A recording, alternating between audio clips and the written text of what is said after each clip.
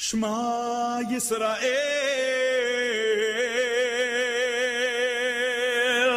Adonai Eloheinu, Adonai Echad. Shema Yisrael,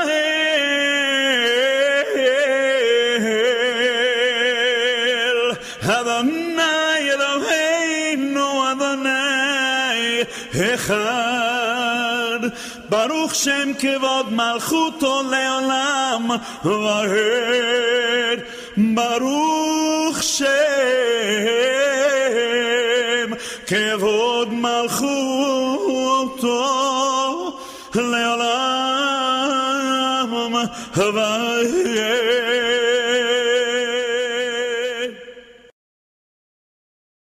Mucho se ha escrito y mucho se ha dicho, mucho se ha comentado acerca de los tiempos que han de venir.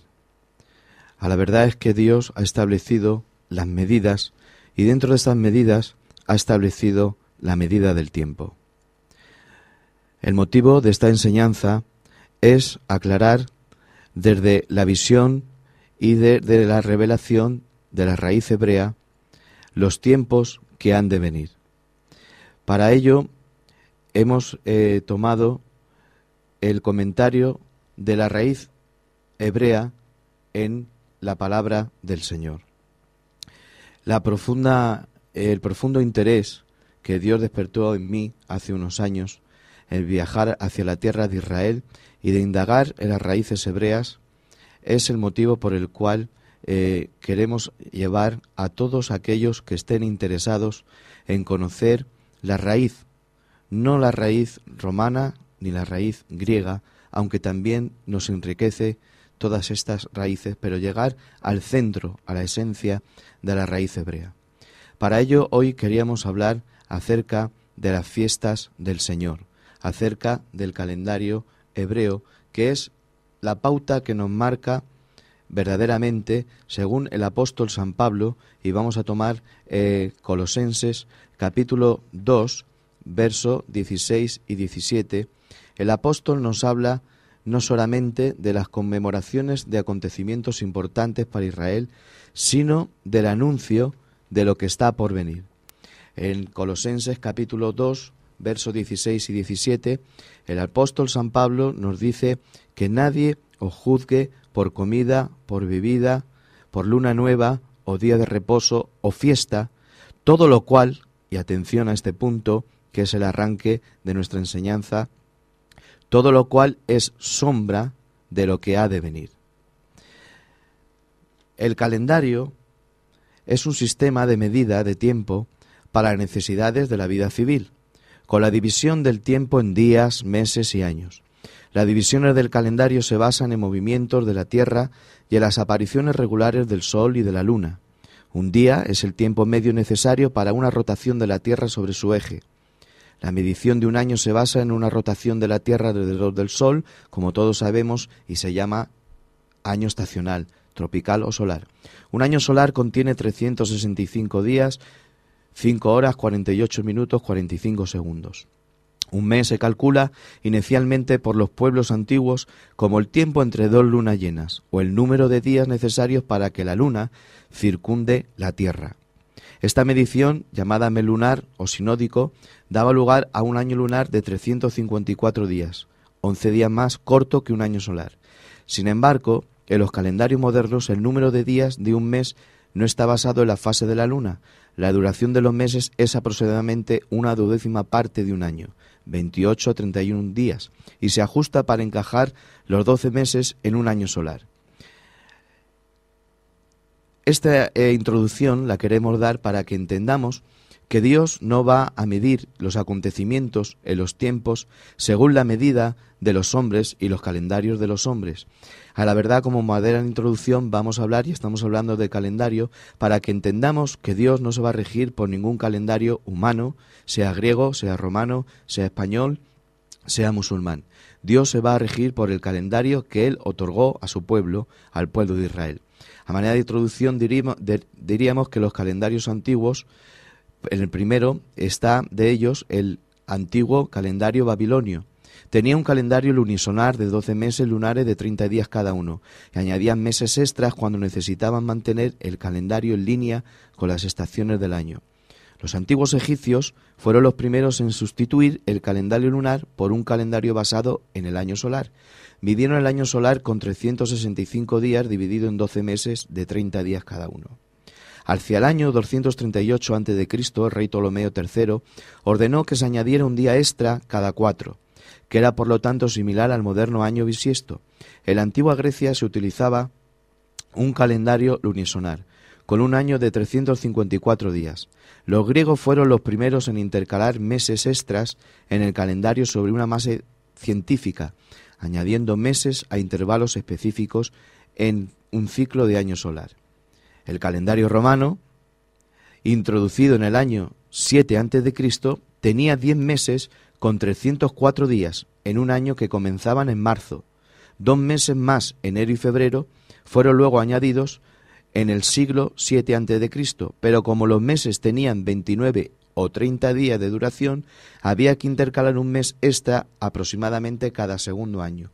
Los días del mes eran designados por el incómodo método de contar hacia atrás a partir de las 3 fechas, que eran las calendas, o los primeros de mes, los idus, o mediados de mes, que caían en el 13 de ciertos meses y el día 15 de otros, y las nonas, o el 9º día antes de los idus. El calendario romano se hizo enormemente confuso cuando los funcionarios que tenían encomendada la edición de días y meses abusaban para su propio beneficio y de su propia autoridad para prolongar sus cargos políticos o para adelantar o retrasar elecciones. En el año 45 a.C., Cayo Julio César, siguiendo el consejo del astrónomo griego Sosígenes, el siglo I a.C., decidió utilizar un calendario estrictamente solar. Este calendario, conocido como el calendario juliano, fijó el año normal en 365 días y el año bisiesto cada 4 años.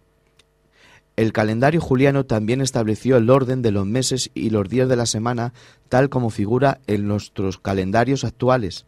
En el 44 a.C., Julio César cambió el nombre del mes quinto, que se llamaba Quintilius, y le puso el nombre a su propio honor, y al mes Quintilis o quinto le llamó Julio, por él mismo. El mes Sixtilis recibió el nuevo nombre de Augusto, en honor del emperador Augusto, que es nuestro agosto, en honor de Augusto, que sucedió a Julio César. Algunos expertos mantienen que Augusto estableció la duración de los meses que nosotros utilizamos actualmente. Ahora vamos a entrar en el calendario que nos rige en nuestro tiempo. Es el calendario gregoriano basado en el calendario que anteriormente hemos hablado, juliano. El año juliano era 11 minutos y 14 segundos más largo que el año solar. Esta diferencia se acumuló hasta que en el 1582, el equinoccio de primavera, se produjo 10 días antes y la fiesta de la Iglesia Católica no tenían lugar en las estaciones apropiadas. Para conseguir que la primavera cayera el 21 de marzo, como ocurrió en el 325 después de Cristo, año del primer concilio de Nicea, el Papa Gregorio XIII promulgó un decreto eliminando 10 días del calendario para prevenir nuevos desplazamientos. Instituyó un calendario conocido como calendario gregoriano que estipulaba que los años centenarios divisibles por 400 debían ser años bisiestos y que todos los demás años centenarios debían ser años normales. Por ejemplo, el 1600 fue un año bisiesto, pero el 1700 y el 1800 no lo fueron. El calendario gregoriano recibía también el nombre por así decirlo, católico cristiano, porque empleaba el nacimiento de Cristo como punto de partida. Las fechas de la era cristiana son designadas a menudo con las abreviaturas DC, después de Cristo, o AC, antes de Cristo. El calendario gregoriano se fue adoptando lentamente en Europa y hoy está vigente en casi todo el mundo occidental y en partes de Asia. La Unión Soviética adoptó el calendario gregoriano en el año 1918 y Grecia lo adoptó en 1923 por motivos administrativos, aunque muchos países de la religión cristiana oriental conservaron el calendario juliano para la celebración de las fiestas de la Iglesia. Aunque el nacimiento de Cristo está fijado en el calendario gregoriano el 25 de diciembre del año 1, Los investigadores modernos han descubierto y ahora lo sitúan, por un error, lo sitúan ahora hacia el año cuarto de nuestra era. Puesto que el calendario gregoriano todavía supone meses de distinta duración, haciendo que fechas y días de la semana cambien con el tiempo, se ha hecho numerosas propuestas para un calendario reformado más práctico. Estas propuestas incluyen un calendario fijo de 13 meses iguales y un calendario universal de 4 periodos trimestrales idénticos, pero hasta ahora no se ha adoptado ninguno. Ahora bien, como hemos dicho, el calendario gregoriano es básicamente un calendario católico-cristiano. El calendario oficial de la Iglesia Católica Cristiana es la relación anual de las fiestas, los días de los santos y las festividades de la Iglesia, con las fechas del calendario civil en las que tienen lugar. Estas incluyen fiestas fijas como Navidad, fiestas móviles que dependen de la fecha de la Pascua. El calendario más importante de la Iglesia primitiva fue compilado por Furius Dionisios Policaulus hacia el año 354 después de la Reforma de Constantino. Después de la Reforma, la Iglesia luterana alemana conservó el calendario romano, lo mismo que la Iglesia de Inglaterra y algunas otras iglesias anglicanas. Las principales estaciones del calendario eclesiástico observadas por la mayoría de los cristianos son el Adviento, la Navidad, la Epifanía, la Cuaresma, la Pascua, la Ascensión, Pentecostés y la Trinidad, con los demás días de todos los santos, Santa Rita, el Día de los Enamorados, el Día del Padre, el Día de la Madre, el Día de los Reyes Magos. Ahora bien, y es a lo que ya nos introducimos en esta enseñanza de hoy, el calendario judío, que procede del antiguo calendario hebreo, ha permanecido inalterable.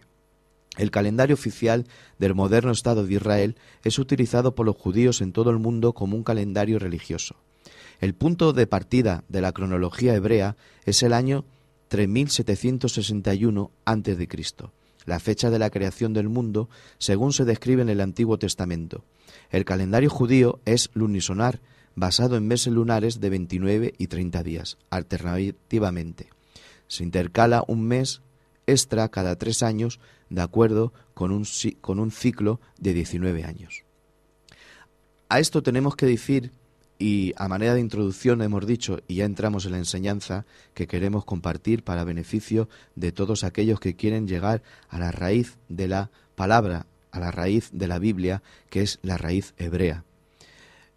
Hemos dicho que por el cómputo de tiempo que nosotros nos regimos, Dios nos rige, y es lo que vamos a ver en esta enseñanza.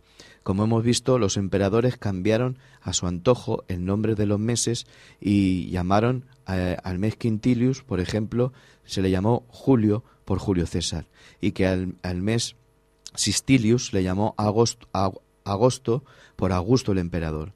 Así también nuestros días de la semana, el lunes era el día dedicado a la luna, el martes el día de Marte, el miércoles el día de Mercurio, el jueves es el día de Júpiter, el viernes es el día de Venus y el sábado el día de Saturno y domingo es el día del Sol. También el 25 de diciembre, después que Constantino, el emperador, abrazara, por así decirlo, el cristianismo, cambió esta fecha, que era la fecha que se celebraba para Roma el día de nacimiento de la luz solar, pues se lo cambió y se le envolvió en un envoltorio para que fuera una fiesta cristiana y se cambió una fiesta pagana con un nombre cristiano.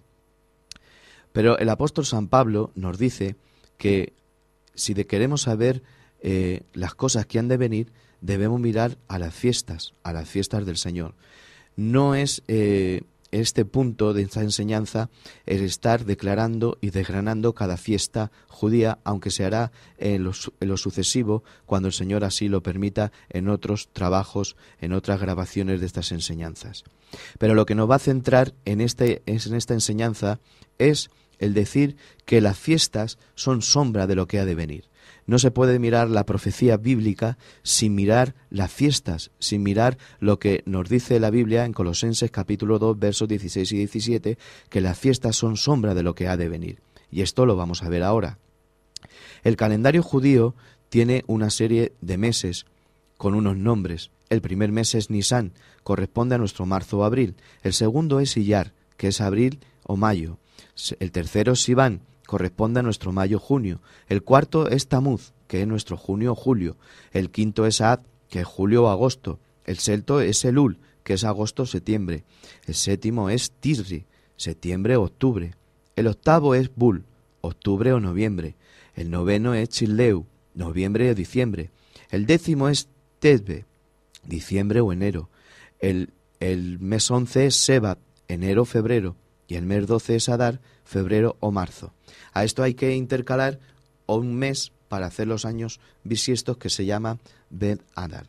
Ahora bien, las fiestas que el Señor entregó no son fiestas de Israel, sino que son fiestas del Señor, fiestas dadas por el Señor. Esto lo podemos encontrar en Levítico capítulo 23, la institución de las fiestas. Las fiestas son 7.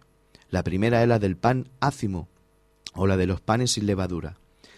La Pascua, la de los primeros frutos, Pentecostés, las trompetas, la de la expiación y la de los tabernáculos. En primer lugar, vamos a ver las fiestas que han servido como sombra, como anuncio de acontecimientos importantes que habían de venir. Las 4 primeras ya han tenido cumplimiento, que las que vamos a tocar en primer lugar. Y las otras 3 que están anunciando cosas que han de venir pero que no han acontecido, las tocaremos al final de este estudio. La primera fiesta nos habla de un tema que es la limpieza y un nuevo comienzo. Veremos cómo en cada fiestas que tienen un tema específico hay un cumplimiento, no un día antes de la fiesta ni un día después, sino en la misma fiesta.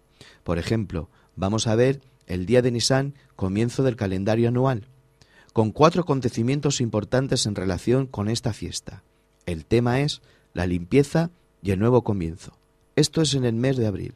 Vemos que el tabernáculo fue dedicado en este mismo día, Éxodo 40:17. Años más adelante, la limpieza del templo por Ezequías, que fue coincidiendo con esta misma fecha. Segunda de Crónicas capítulo 29, verso 2, 3 al 17. Año más adelante, también coincidiendo con esta fecha, Esdras inicia su viaje a Jerusalén para restaurarla. Esdras capítulo 7, verso 9. El primer día de Nisán del año 457 a.C., se promulga el decreto de reconstruir las murallas de Jerusalén. En esa misma fecha, curiosamente, Nehemías capítulo 2, verso 1 y 8. El 14 de Nisán del año 445 a.C. Punto quinto. En Ezequiel capítulo 45, verso 18, el profeta Ezequiel nos habla que en esas mismas fechas, Ezequiel habla del reino milenial. Ezequiel, en este capítulo 45, verso 18, en esta misma fecha, se le otorga el tener la revelación de contemplar este reino milenial. Ezequiel nos habla del reino milenial en este capítulo. Se habla de sacrificios y ofrendas que se ofrecerán en dicho templo, ya que habrá un sacerdocio, no levítico, sino de la familia de Sadoc. No será levítico por cuanto no tendrá que ver con el pecado, sino será en el sentido de recordatorio del santo sacrificio del Mesías. Y será anual, y se nos da esta fecha como el día de la purificación del santuario. Pero no nos quedamos aquí. En el 10 de Nisán, en este mismo mes de abril, es la santificación, el tema de la santificación. En Éxodo capítulo 12, verso 3 al 6, nos habla de la santificación del Cordero Pascual. Ahora bien, 1 de Corintios 5:7, el apóstol San Pablo nos habla que Cristo, nuestra Pascua, ha sido santificado por nosotros. En Josué capítulo 4, verso 19, en el mismo día 10 de Nisán, Israel cruza el Jordán, curiosamente coincidiendo también con el mismo día que es santificado y apartado el Cordero Pascual. Año más adelante, Cristo, el Mesías, nuestra Pascua, fue apartado en el 10º día del mes de Nisán del 32 a.C. Como hemos leído también en el libro de Ezequiel, Ezequiel en el capítulo 40, verso 1 y 2, nos habla de que en esta misma fecha él ve la visión del templo milenial. En el 14º día de Nisán, Levítico 23, capítulo 23, verso 4 al 5, comenzaba con la primera luna de primavera. Los judíos varones estaban obligados a subir a Jerusalén al menos 3 veces para celebrar Pascua, Pentecostés y tabernáculos. En esta fecha, Génesis capítulo 15, verso 13 y 14, vamos a leerlo, nos habla en Génesis 15, verso 13 y 14, de la alianza que el Señor iba a hacer con Abraham y con sus descendientes. Dice así: Entonces el Señor dijo a Abraham: Ten por cierto que tu descendencia morará en tierra ajena y será esclava allí y será oprimida 400 años. Mas también a la nación a la cual servirán juzgaré yo, y después de esto saldrán con gran riqueza. Ahora veremos el cumplimiento en Éxodo capítulo 12, verso 41. Y pasados los 430 años, en el mismo día, atención, en el mismo día, todas las huestes de Yahvé salieron de la tierra de Egipto, como el Señor le habló a su siervo Abraham. Pasaron 30 años, y en ese mismo día, como hemos leído, en ese mismo día, pasados los 430 años, en el mismo día, todas las huestes de Yahvé salieron de la tierra de Egipto. La cena de Pascua, preparándose para el Éxodo, también era en esa misma fecha. La primera Pascua en Caná, Josué capítulo 5, versos 3 y 8, también fue en esa misma fecha. El libro de la ley es encontrado en tiempos del rey Josías, y ese acontecimiento de que se encontró el libro de la ley y así Israel pudo otra vez celebrar la Pascua después de muchos años, segunda de Crónicas capítulo 34 del 14 al 31, también fue en esa fecha. La dedicación del segundo templo, léanlo en Esdras 6, versos 16 y 19. En el año 520 a.C., los judíos que volvieron de Babilonia restauran el templo y volvieron a celebrar la Pascua a los 5 años de haber levantado el templo. Año más adelante, en la misma fecha, se celebró la última cena de nuestro Señor. Se celebraba la Pascua, que era el 14º día del mes de Nisán. Todos estos acontecimientos, como estamos diciendo, coincidieron en la misma fecha. Ahora bien, 15º día de Nisán, la fiesta de los panes y de levadura. El tema, la expiación de la levadura del pecado. Esta fiesta empieza con la Pascua, pero es distinta. Empieza ese mismo día y acaba el 21º día, que en 1 Corintios Pablo habla de que somos panes sin levadura de malicia, sino más bien de sinceridad y de verdad. Pero ¿de dónde toma Pablo esta referencia? Esta referencia la toma Pablo de la Torá. Esta referencia la toma Pablo de lo que llaman el Antiguo Testamento. 1 Corintios Pablo dice que somos panes sin levadura de malicia, sino más bien de sinceridad y de verdad. Ahora también en Éxodo capítulo 12, verso 41, es el comienzo del viaje del Éxodo. En Juan 6:35 es la crucifixión del Señor. Él es el pan ácimo, nos habla la Escritura, es el pan sin levadura. Él nació en Beit Lehem, que en hebreo es Belén, en la casa del pan. Murió en el 15º día, se celebraba los panes sin levadura, y se alzó entre los muertos a los 3 días para coincidir con el día de la celebración de la fiesta de las primicias, pues él, como dice San Pablo también en 1 Corintios 15:20, él es la primicia de entre los muertos. Así Cristo está cumpliendo el anuncio que ya estaba escrito anteriormente en las fiestas, estas fiestas de los panes sin levadura, de las fiestas de la Pascua y de las fiestas de la primicia, eran anuncio y sombra de lo que había de venir.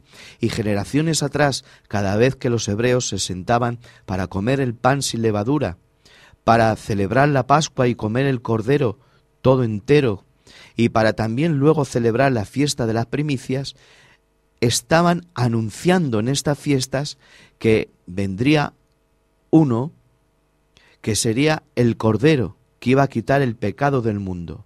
y que también iba a ser la primicia de entre los muertos en el mismo día que se celebra la fiesta de las primicias.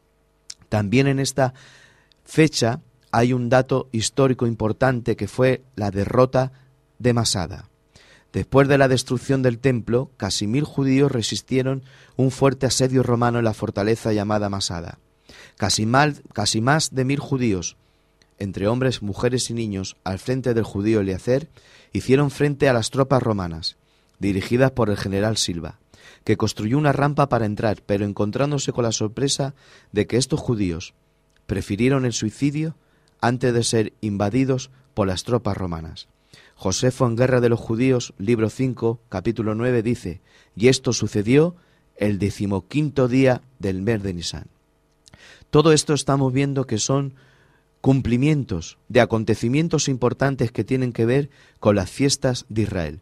Estamos diciendo que la enseñanza de las fiestas del Señor es tan rica, es tan extensa, hay tantos detalles que nos faltaría tiempo, pero estos serán en trabajos futuros si el Señor así lo permite. Seguimos con las fiestas. Estamos hablando de la fiesta de los primeros frutos, que nos habla de la resurrección. Es el tiempo en que en Israel recogen las primeras cosechas de primavera. Éxodo 23, verso 19. El arca reposó en el monte Ararat.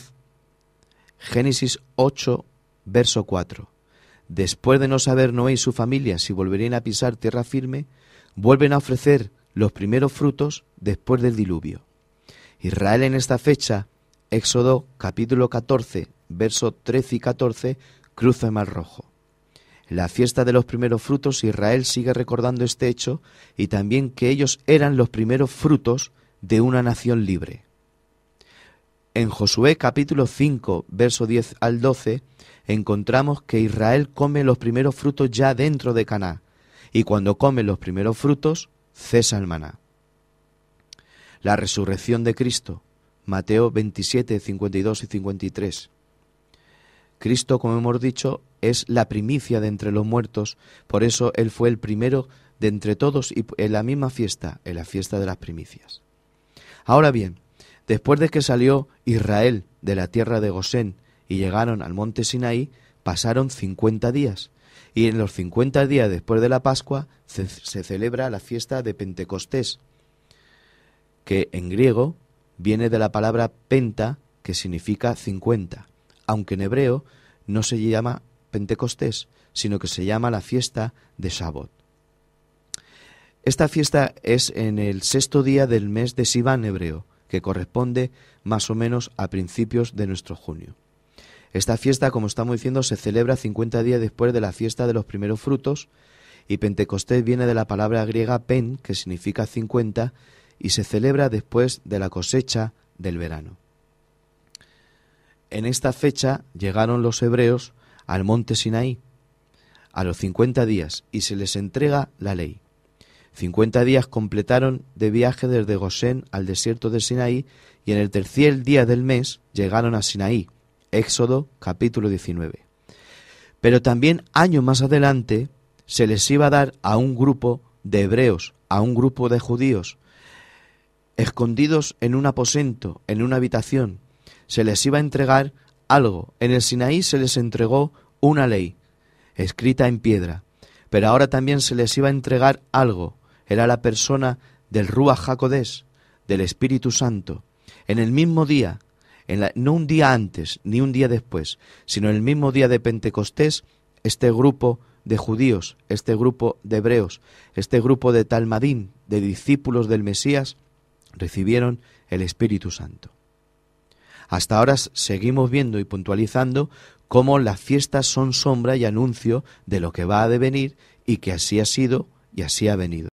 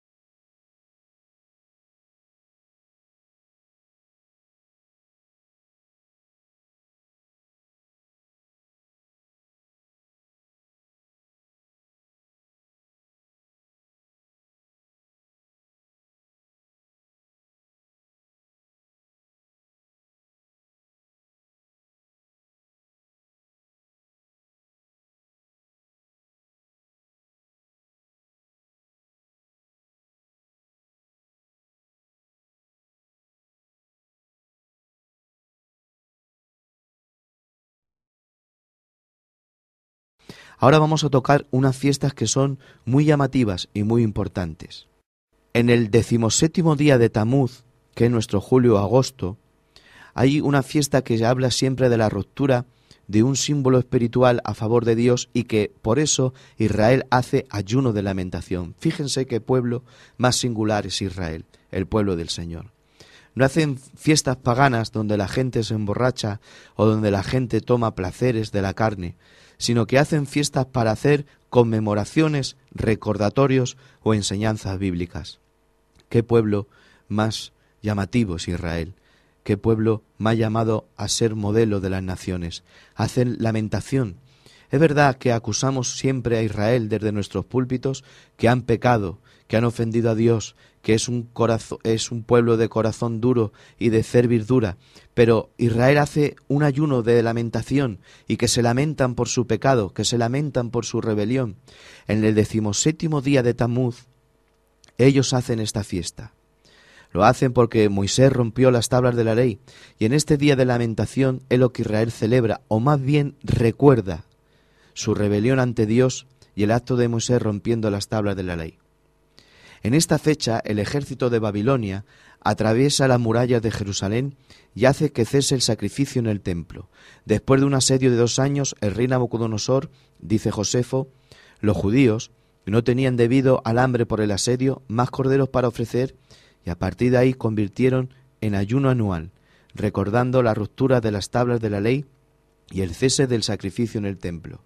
Pero como veremos en los demás puntos, que más adelante veremos, esta fecha es muy llamativa de observar, por la coincidencia de hechos lamentables en el pueblo de Israel a lo largo de su historia.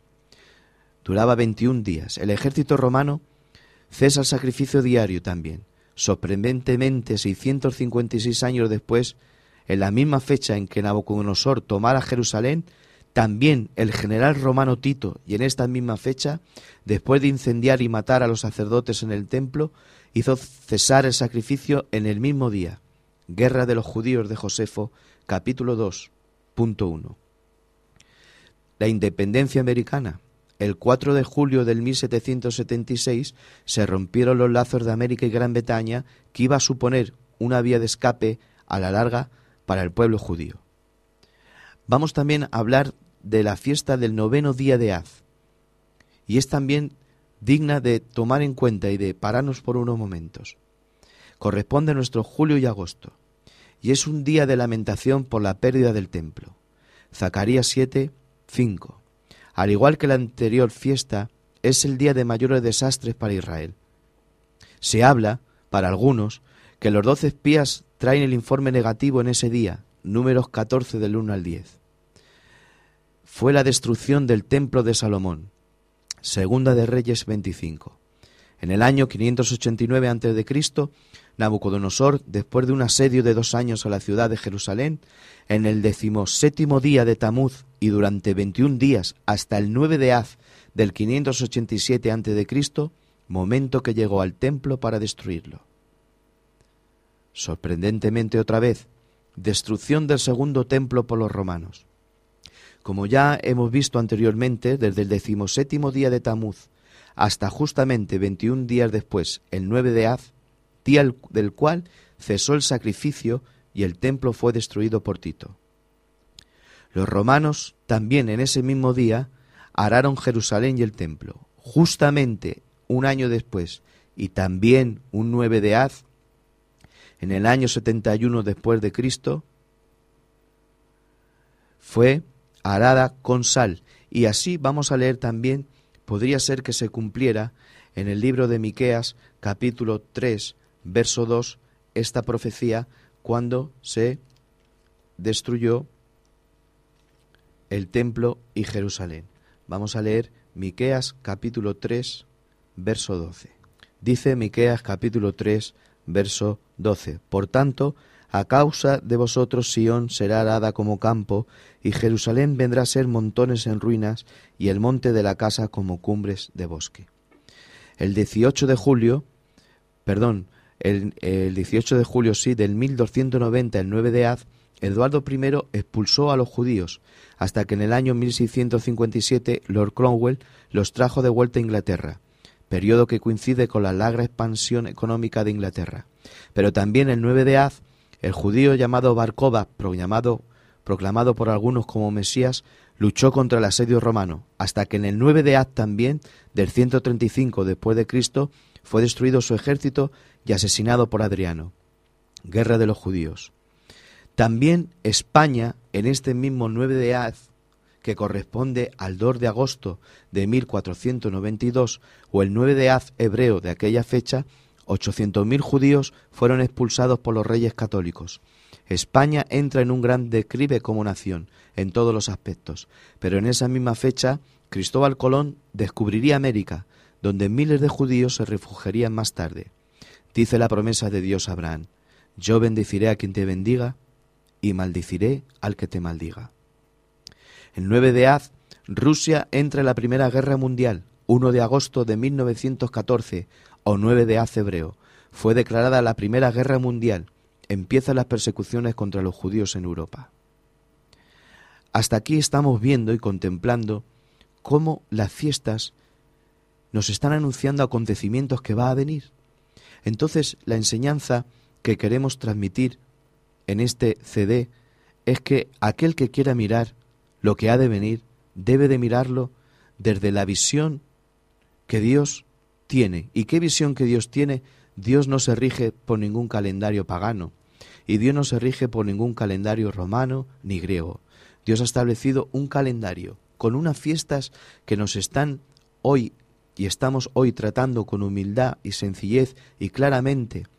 Ya hemos dicho que hablar de las fiestas de Israel es un tema muy enriquecedor, es un tema donde hay muchas cosas para sacar, muchos detalles que nos hablen en conocimiento y van a enriquecer nuestra vida espiritual. Pero el punto de esta enseñanza de las fiestas del Señor es ver que las fiestas son sombra de lo que ha de venir. Hasta aquí hemos visto cómo estas fiestas han sido puntos y señales de acontecimientos que van a venir. Ahora, para ir terminando, vamos a ver que las fiestas futuras, si estas pasadas han sido sombra de lo que ha de venir, podemos ver que las fiestas todavía que no ha habido cumplimiento también son sombras de lo que va a venir. Como decimos, hasta ahora, estas fiestas son sombra de lo que ha de venir y sin duda lo han sido en los acontecimientos que han acontecido en esas fiestas. Pero ahora, en las 3 fiestas siguientes, podremos ver acontecimientos que pudieran acontecer en estas fiestas, al igual, ¿por qué no?, que las anteriores. Hay otra fiesta en Israel que se llama la fiesta de las trompetas, que se celebra el día 1 de Tirre, que es nuestro septiembre-octubre. Es el día del juicio, por así decirlo, la rememoración, el día de hacer sonar no la trompeta, como decimos, sino más bien es el shofar. Josué trae la ofrenda al altar que fue destruido. El sacerdote Josué, Esdras capítulo 3, verso 1 y 6, hizo tocar el sonar. Esdras lee la ley a los que volvieron. Nehemías 8, verso 2 y 3. Y ahora el profeta Joel nos habla en el capítulo 2, verso 1 y 2, tocad trompeta en Sión. Libro de Joel, capítulo, verso 1 y 2. Tocad trompeta en Sión y dad alarma en mi santo monte. Tiemblen todos los montes de la tierra porque viene el día de Jehová, porque está cercano. Será día de tinieblas y de oscuridad, día de nube y de sombra. Como sobre los montes se extiende el alba, así vendrá un pueblo grande y fuerte, semejante a él no lo hubo jamás, ni después de él lo habrá, en años de muchas generaciones. Delante de él consumirá fuego, tras de él abrasará llama. Como el huerto de Edén será la tierra delante de él, y detrás de él como desierto asolado, ni tampoco habrá quien de él escape. El apóstol San Pablo nos habla también de que el mismo Señor, con voz de mando, con voz de arcángel y con voz de trompeta de Dios, vendrá. ¿De dónde saca el apóstol la trompeta de Dios? Lo saca de la fiesta, de las fiestas de su pueblo, de las fiestas donde se hacía tocar el shofar, donde se hacía tocar la trompeta. Y el libro de Joel nos habla de esta gran tribulación, no solamente para Israel, sino para las naciones. Es en el día que se hace tocar la trompeta, que se hace tocar el shofar. También vamos a ver rápidamente el día de la expiación, llamado en hebreo Yom, que es día, y Kippur, que es expiación. Más o menos, Kippur significa abrir por encima. Es un día en que todo Israel llora por su pecado, para que su pecado fuera expiado, y es cuando el sacerdote entraba para hacer la purificación del templo, los elementos del templo y todo el pueblo. Es el único día en que el sacerdote entraba al Santísimo. En esta fecha Aarón hace expiación por primera vez, Levítico 16, 1 al 28. Israel también en esta fecha fue salvado de la guerra del Yom Kippur. Los árabes atacaron sin previo aviso. 100.000 soldados árabes atacaron a un pobre ejército hebreo, de solo 3.000 hombres. Lucharon por el Sinaí. Israel venció a Siria y Egipto. En esa misma fecha, Israel estaba celebrando esta fiesta y fueron atacados por sorpresa por los árabes, por Siria, pero ellos, aunque estaban celebrando y estaban desapercibidos, ganaron y conquistaron más territorio del que tenían, porque ahí se cumple que Dios sigue luchando por su pueblo. También en Zacarías, capítulo 12, verso 10 al 11, vemos ahí que Israel lamentará cuando vea al Mesías y cuando reciban al Mesías. También queremos hablar otro punto, la fiesta de los tabernáculos. Es una lástima que no dispongamos de tiempo para pararnos y enseñar acerca de la fiesta de las trompetas, sus detalles, de la fiesta del Yom Kippur, su detalle, la fiesta de los tabernáculos, pero hoy lo que nos ocupa es hablar de que las fiestas han sido sombra de lo que ha de venir, pero que también hay fiestas que son sombra de también lo que va a venir y todavía no ha venido. La fiesta de los tabernáculos, que se celebra el 15º día de Tisre, septiembre-octubre, también llamada Sukkot o cabañas, dura 7 días y se ofrecían 14 corderos sin defecto, número 29:15. Al igual, curiosamente, que la genealogía del Señor. Desde Abraham a David hay 14, desde David a la cautividad 14 generaciones y desde la cautividad a Cristo 14.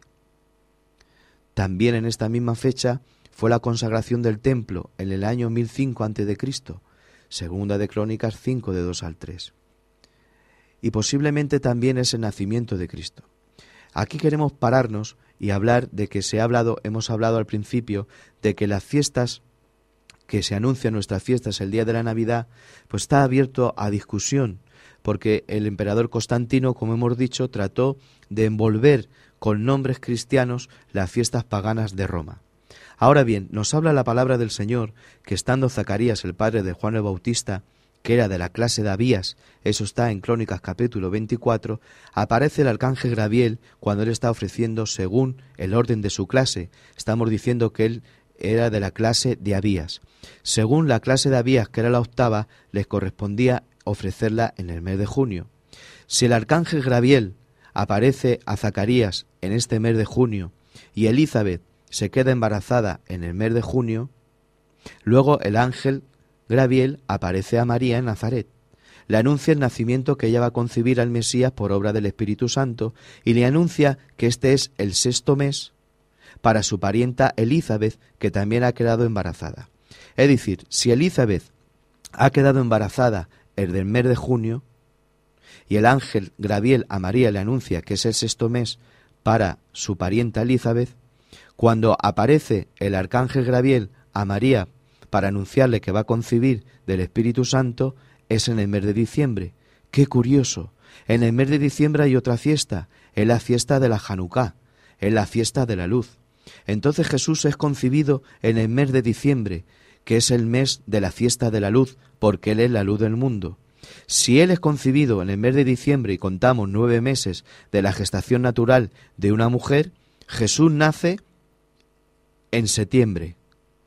Qué curioso también, qué coincidencia. Es el mes de los tabernáculos. Entonces Jesús no nace en diciembre, sino que nace en la fiesta de los tabernáculos, o de la Sukkah, o del Sukkot en hebreo. Y así Jesús, el Mesías, es concebido por el Espíritu Santo en la Hanukkah, en la fiesta de la luz, porque Él es la luz del mundo. Él nace en la fiesta de Sukkot, o de los tabernáculos, porque dice la Biblia que el Verbo se hizo carne y habitó se hizo un tabernáculo, se hizo una Sucot y habitó entre nosotros. Muere en la Pascua, resucita en los primeros frutos y da el Espíritu Santo en Pentecostés.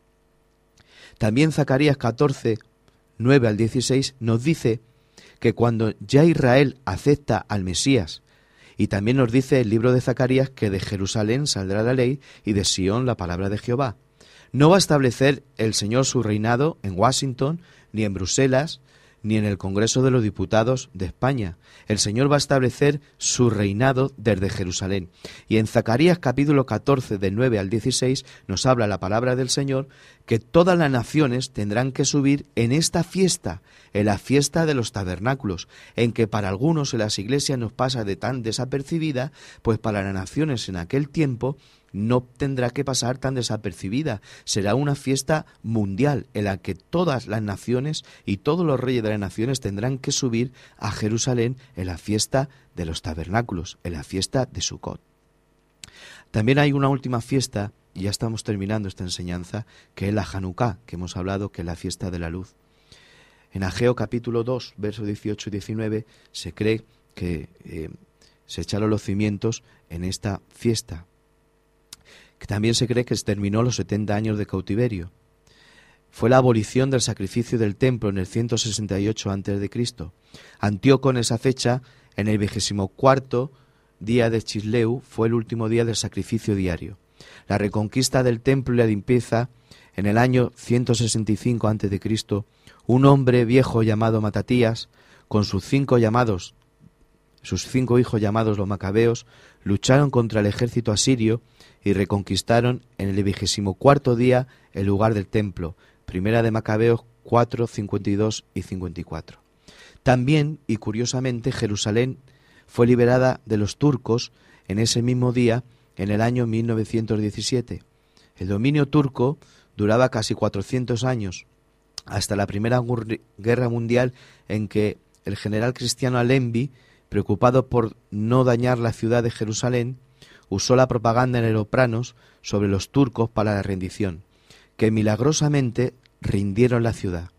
El general Allenby entró a pie dando gloria al Mesías. Fue precisamente que bajo el gobierno británico se pronunció la declaración Balfour, prometiendo el reconocimiento de la creación del Estado de Israel. Hasta este punto hemos querido decir y enseñar por medio de este CD, con mucha humildad, enseñar que las fiestas, como decía San Pablo en el Nuevo Testamento, las fiestas de Israel son sombra de lo que ha de venir. Debemos decir en este CD que con amor debemos volver nuestra mirada a Israel. Si alguien quiere saber lo que ha de venir, por favor, que no sean kamikazes de la profecía. ¿Cómo vamos a mirar la profecía desde el conteo, desde el cómputo de nuestro tiempo? Debemos de mirar lo que están esas señales, porque el Mesías, nuestro Señor, nos dijo: cuando veáis todas estas cosas, levantad vuestra cabeza, porque vuestra venida está cerca. Él también nos decía: cuando veáis nubes en el cielo, decís que viene lluvia, y cuando veis que sopla viento del sur, decís que va a hacer calor. Así también vosotros no sabéis distinguir estas señales en los tiempos. Hemos sido llamados a distinguir las señales, no a saber los tiempos, porque el único que es el dueño del tiempo es el Señor. Nosotros estamos dentro del tiempo, pero el Señor es el que está por encima del tiempo y sabe todo lo que va a pasar. Pero sí que el Señor nos habla acerca de que sí podemos saber las señales, pero aquel que quiera investigar sobre las señales, debemos y decimos en este CD que con amor miremos hacia Israel, miremos hacia la raíz hebrea de la enseñanza. El Antiguo Testamento no ha pasado.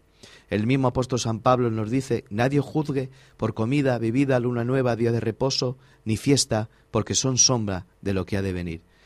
Qué triste, qué gran pérdida, el anular el Antiguo Testamento y quedarnos sin estos elementos. Con humildad he querido transmitir esto para que con amor sigamos investigando y sigamos enriqueciendo con la palabra que no nos ha sido entregada a nosotros solamente, tenemos que decirlo con tristeza, sino que el mismo apóstol San Pablo nos recuerda que la palabra ha sido entregada a los judíos y que la salvación viene de los judíos y que nosotros somos olivos, ramas silvestres injertadas en el buen olivo, en el natural olivo, en el olivo que es Israel. Seguiremos haciendo más enseñanzas, si Dios lo permite, en nuestros CDs, y si es de vuestro interés, pues gustosamente nosotros os compartiremos acerca de vuestra enseñanza y esperemos que esta enseñanza haya sido para vuestro beneficio. Que el Señor os bendiga y que todos tengáis Shalom Ubraja, paz y bendición.